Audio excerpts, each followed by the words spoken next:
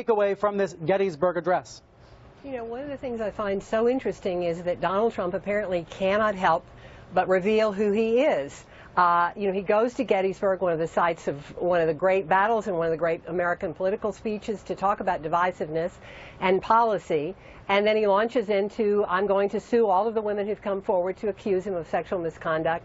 And he talks about how the elections are rigged, which is very bad for the country. And also, I think he railed against the media. We need to listen to why people think we're biased, but he has stoked those fires. He wasn't off message. That is his message. And I just find it so interesting that even when he tries to do something else, he still cannot help revealing some aspects of himself that I think are very troubling. Molly, let me ask you about one of the refrains of this election, that the media takes Trump literally but not seriously, while voters take Trump seriously but not literally. Do you believe that's what's happened with his talk of a rigged election, that the elites have overreacted to it, but the voters understand what he's talking about? Brilliant insight that has been out there for a little while about the difference in how the media listen to Donald Trump versus the way his message resonates with average voters. And this is just the latest good example of that. He talks about rigging. This is something that's actually quite common rhetoric on the left. The Washington Free Beacon had a great supercut showing President Obama, Elizabeth Warren, Hillary Clinton herself, all talking about systems being rigged. The media didn't flip out when they said that systems were rigged. They just wait until Donald Trump says it, and then they act like it's completely confusing and over-the-top rhetoric. And in fact, voters kind of hear that and they say that's why they like his message. He's talking about the government being rigged, the economy being rigged, you know, our economic plans being rigged. And this is something that really is underlying his message. And I do want to point out— But there's a difference between claiming widespread voter fraud and saying the system's rigged against the common person. Trump has alleged widespread voter fraud. So again, I think, you know, it's more, what's interesting about it is the media reaction to it. He says something and the media just go apoplectic with rage. NPR actually did a great segment this weekend showing that, in fact, this type of rhetoric is not unheard of. It's been in place throughout our country's history. We've had very few elections that weren't seriously contested, and the Republic survives. And this is something that the media should just calm down rather than act like everything he says is so crazy. If they want to report why they think it's disconcerting, go ahead and do that. But it's just an over-the-top reaction that is not matched by similarly alarming things that Hillary Clinton says. And people can see that. That's just not true. It's not only the media, it's people who are dissidents in China, people who've lived in countries where people say they're going to put their opponent in jail. This is not a media reaction. I agree with you that Bernie Sanders talked about a rigged economic system. That is different from treating the results of this election like some kind of reality show he's going to keep you in suspense about. So let's take this to Election Day. Let's talk about November 8th. Let's talk about what's going to happen, Dan, at 11 p.m. time. The networks are ready to call this race. You've been in the seat. What is the role a journalist can play, an anchorman can play, in helping the country accept the results once the decision desks are confident in the results? Well, first of all, the role of the anchor is to be an honest broker of information and to get as close to the truth as is humanly possible.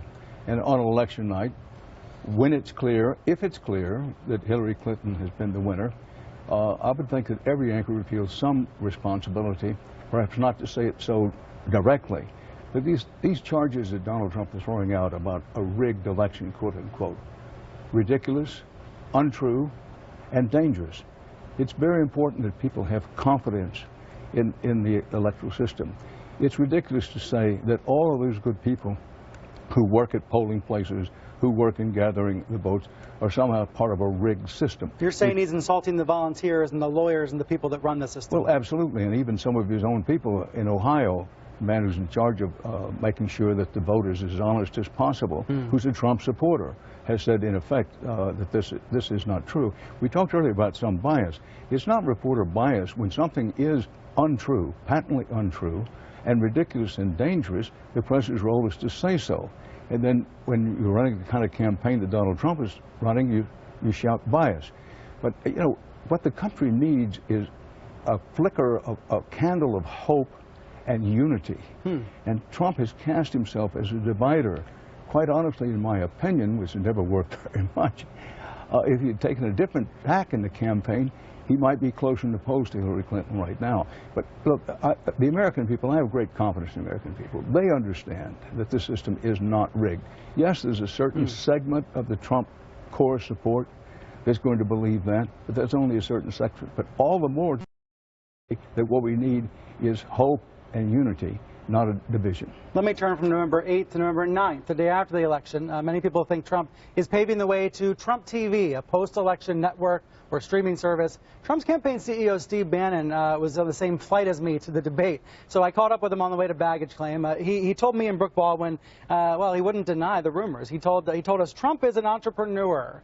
And then Hillary Clinton's campaign press secretary seemed to agree. After the debate on Wednesday, Clinton aide Brian Fallon said Trump's appeal to the base could be a strategy for creating a nice base of customers, to monetize a television network.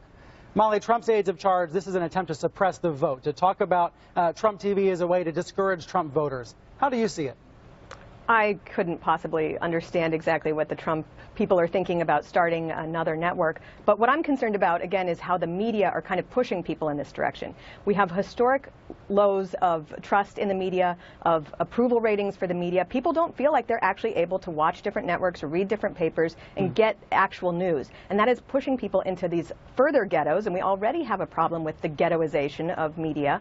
And I think that's very bad for our republic. We need to have standards that we uphold across different journalistic lines, and both on left and right, and now corrupting the mainstream media. We can't trust the media, and that is causing a total breakdown in people's ability to trust institutions. And so if the media really do care about the problem of rhetoric about rigged elections and whatnot, they should be redoubling their efforts to be calm and to report the news, yes. You know, rather than tell people what to think. They should just report actual facts and give people a fair shake, try to understand different viewpoints, and scrutinize both candidates. It's not bad to scrutinize Donald Trump. He's gotten that. That's great. We have also a historically problematic candidate for the Democratic Party, and she's just getting a pass left and right. When people see that, that makes them feel like they don't need to waste time with traditional media institutions.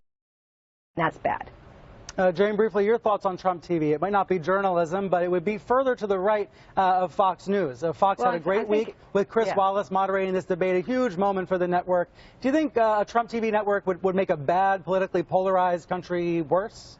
Well, I think that he would be reaching the people who are probably maybe even critical of Fox News. I mean, the alt-right, he could do something online or do something with Facebook Live or do something attached to his Twitter feed. He wouldn't have to start another network. But I think one of the things that's going to be interesting is to see what happens with Fox, which is doing very well, but also trying to figure out what happens to Fox during the post-Ailes era. Would he drive them further to the right? I think it would be very interesting to see. It wouldn't cost a lot of money. He doesn't have to go create a whole other network and get cable carriage, which would be a big deal to try to do.